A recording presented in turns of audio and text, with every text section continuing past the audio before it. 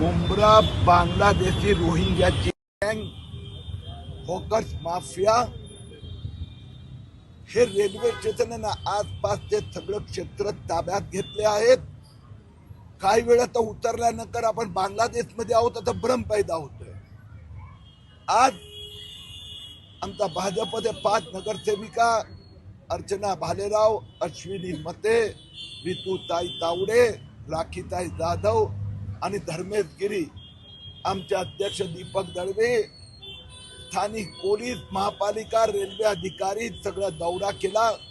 प्रचंड अनधिकृत बाकडे लावले आहेत, फेरीवाले बसले आहेत।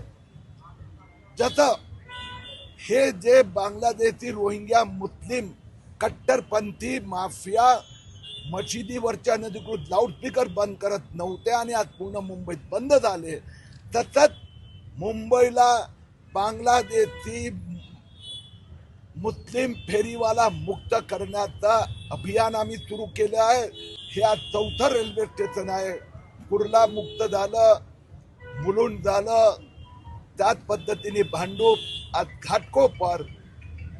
15 दिवसात 10 झाले की पूर्ण मुंबईत हे अभियान सुरू होणार।